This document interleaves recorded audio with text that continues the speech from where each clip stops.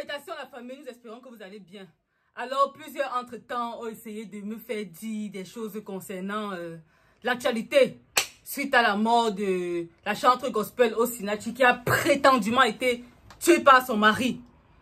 Voilà, entre-temps, vous me demandiez, est-ce qu'il n'y a pas de nouveau? Est-ce que franchement, vous pouvez souvent mettre la pression à quelqu'un comme ça? Pas chercher des choses qui ne sont pas vraies seulement pour satisfaire, mais non.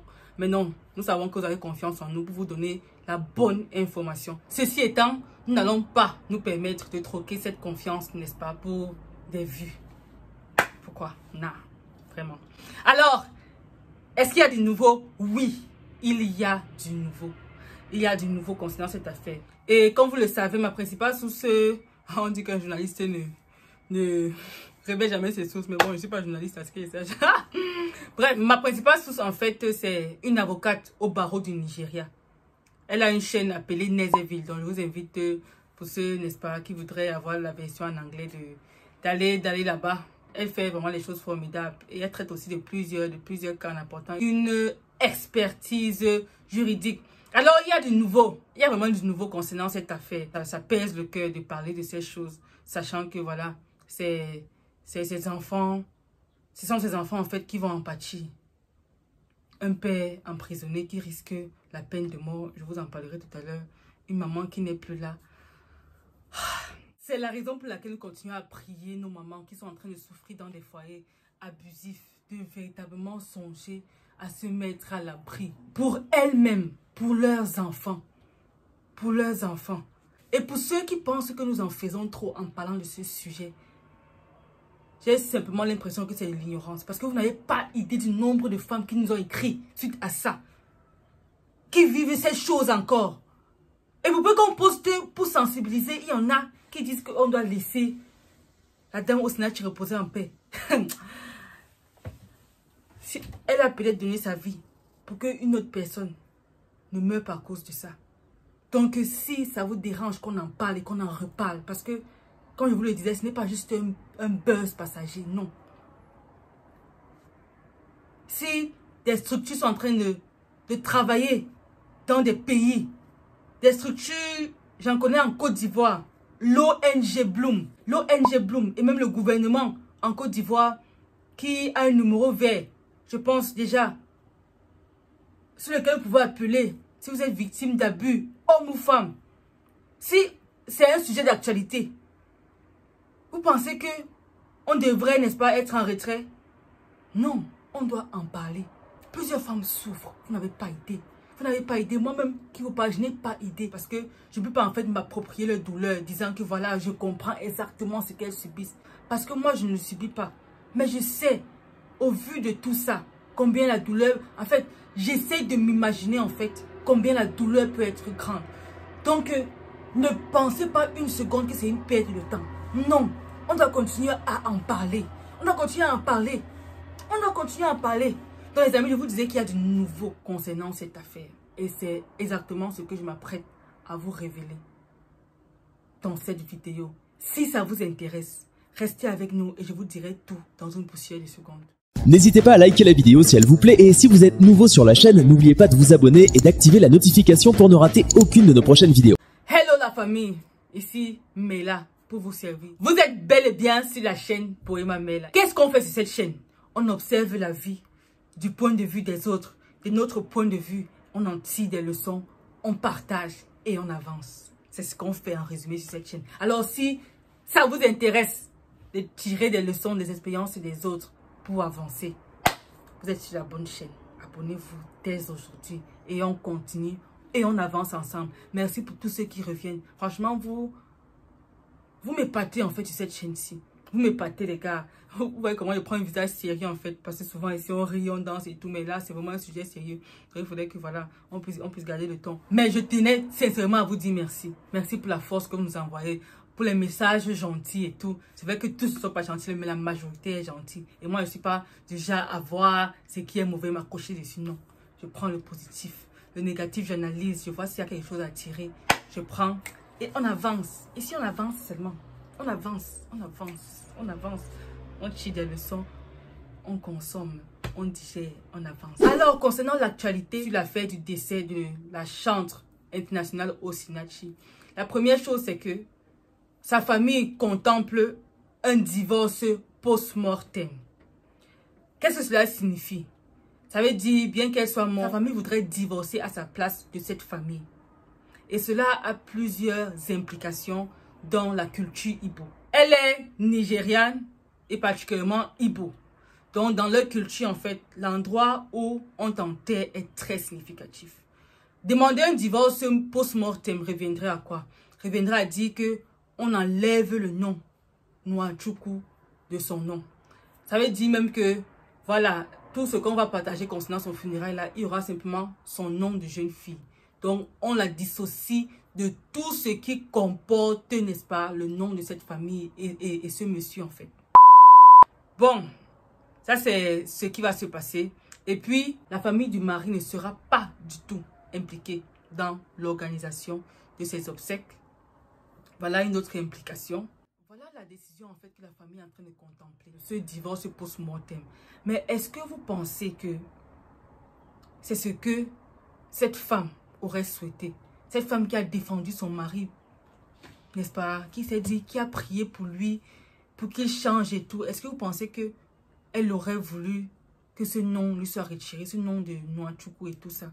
Ou bien, on s'est dit que si elle avait su que ça devait prendre sa vie, elle aurait quitté. Bref, essayons un peu d'en discuter, ce que vous en pensez en fait. Et puis, parlant des obsèques, plusieurs vidéos ont circulé là, que voilà, on avait enterré et tout et tout et tout. Vous voyez pourquoi moi je ne veux pas moi faire des choses, n'est-ce pas, pour avoir des vues. Jamais.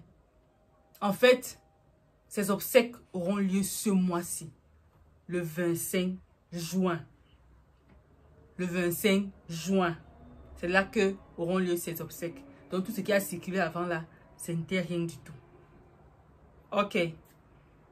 Donc, deuxième actualité concernant cette affaire, c'est quoi? C'est qu'il y a 23 charges qui pèsent contre ce monsieur. Et vous savez qu'au Nigeria, la peine de mort par pendaison et tout ça, c'est encore existant. Selon les sources, le gouvernement a l'intention de l'inculper pour homicide volontaire, c'est-à-dire meurtre. Et pour cela, il recevra la peine capitale. Peine capitale, c'est quoi? C'est qu'on va le tuer. C'est que voilà, il va peut-être mourir par pendaison, je pense. Oui. Parce que dernièrement, on l'a fait, en fait. Dernièrement, je crois que le mois dernier, il y a eu un homme du Danemark qui a tué son épouse et tué leur fille. Ils habitaient au Nigeria, à Banana Island. Et puis, on l'a jugé comme étant coupable de meurtre. Justement, il a reçu la peine capitale. Mort par pendaison. La justice des hommes. J'espère que né de nouveau, tu peux avoir un bon cœur, une bonne relation avec Dieu. Mais quand tu enfreins les lois des hommes, tu dois subir, n'est-ce pas, ce que la loi dit. Je disais donc tantôt qu'il y a 23 charges qui pèsent contre ce monsieur.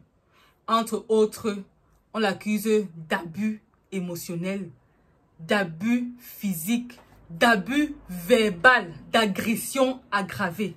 Donc, en gros, c'est chaud. C'est très chaud pour lui. Et vous savez que Madame la ministre des Affaires féminines s'en était mêlée. Il avait pris ce cas, n'est-ce pas, comme étant son affaire. Lorsqu'elle allait rendre visite aux enfants dans leur maison, vous vous souvenez du rapport qu'elle a fait?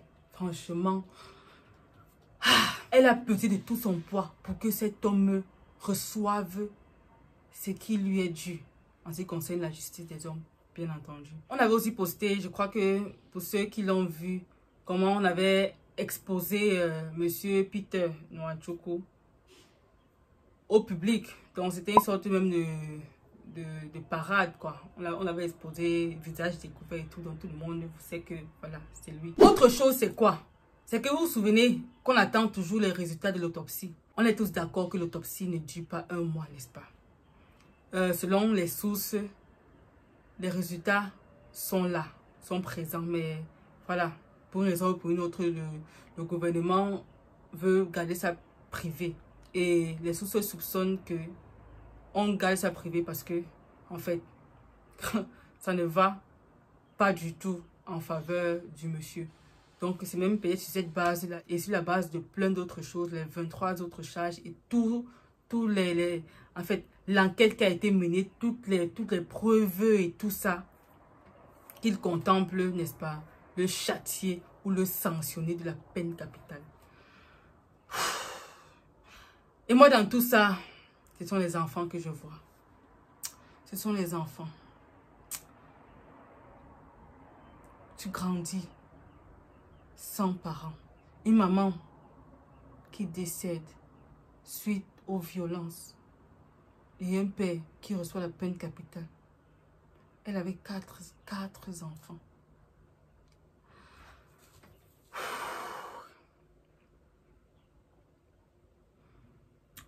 C'est trop. C'est trop, les amis. C'est trop. C'est trop.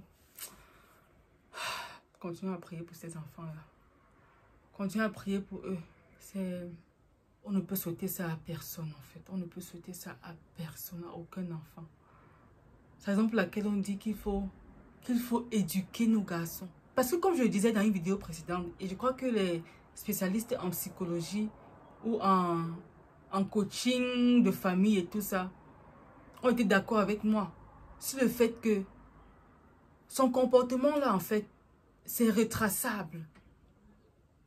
Il s'est comporté comme ça peut-être parce qu'il a grandi dans une famille abusive. Il a peut-être vu son père, n'est-ce pas, faire ça à sa mère et tout. Donc c'est en fait un truc hérité. C'est un héritage ou un ensemble de frustrations, un ensemble de blessures émotionnelles. Ça fait que tu transmets ça à une autre personne. Parce que les gens ne prennent pas le temps peut-être de faire face à eux-mêmes. De peut-être consulter, je vais dire quoi, les psychologues et tout ça et tout. Franchement, la thérapie, c'est quelque chose qu'il ne faut plus banaliser en Afrique. Qu'il ne faut plus banaliser. Quand on dit que, ah, j'étais voir le psy, on dit que, non, ça ne devrait pas. Plusieurs personnes souffrent. Et seulement à cause de ces étiquettes-là, de, oh, vraiment, tu vois le psy et tout, ça veut dire que tu es folle et tout. Non. Il y a des gens ceux qui sont tombés souvent dans les dépressions profondes là. Oh là là.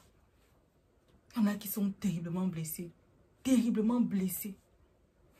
C'est la raison pour laquelle moi, je compte me former en fait en accompagnement. Et puisque voilà, je ne peux pas faire la psychiatrie et tout, je compte m'entourer vraiment d'une très bonne équipe à la longue. Franchement, c'est dans mes projets pour pouvoir véritablement écouter les gens, pour pouvoir aider les gens en fait à s'en sortir. Parce que vous savez, la particularité avec les blessures émotionnelles, c'est que c'est à l'intérieur. Personne ne voit. Quand vous êtes déjà, tu t'es cassé le pied et tout ça, on peut mettre un plâtre et tout. Donc, c'est visible. Mais quand il s'agit d'émotionnel, tu peux garder ça pour toi. Quelqu'un peut être là en train de rire, mais à l'intérieur, c'est brisé. Je me souviens, l'autre jour, j'ai écrit un post. Non, j'ai plutôt collé un post parce que, voilà, c'était pas de moi originellement. C'est genre... Non, j'ai traduit plutôt. J'ai traduit. C'est genre que souvent, le sourire que tu esquisses ne correspond pas à la douleur dans tes yeux.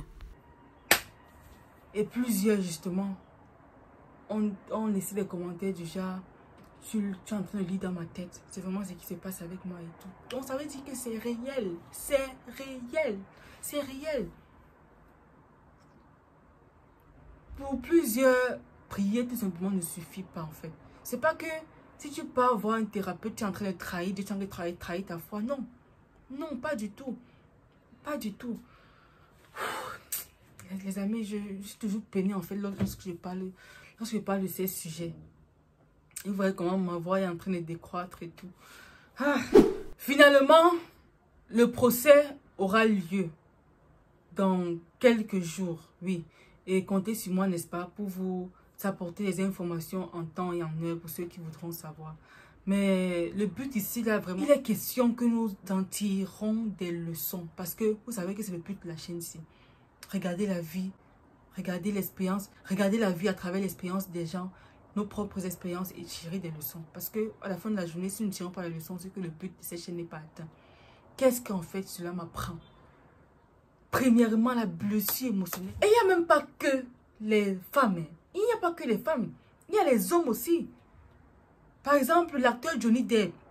qui a été accusé par sa femme de violence et tout. Finalement, avec le procès, on se rend compte que voilà, c'est même sa femme en fait qui est la vraie des vrais. Son procès est en train de se terminer, je pense. Il y a des preuves qui sont venues là. Elle a rendu la vie de cet homme vraiment un enfer sur terre. C'est ça qu'on dit toujours que maman choisissait prier. Prier parce que quelqu'un peut même bien se comporter devant toi là, mais après là mon frère, tu lis-leur. Et c'est Dieu seul qui sonde les cœurs. Par exemple, laquelle moi je ne comprends pas comment les gens peuvent dire que tu choisis ton partenaire sans que Dieu... tu joues.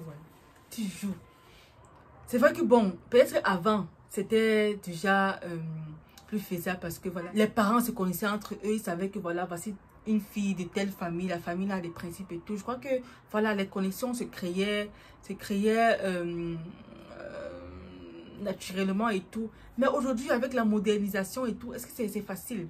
Est-ce que les jeunes écoutent même encore leurs parents pour dire que voici celui qui te faut et celle-là? Et puis même si tu écoutes là, c'est que les enfants sont vraiment, les parents ne sont même plus au courant.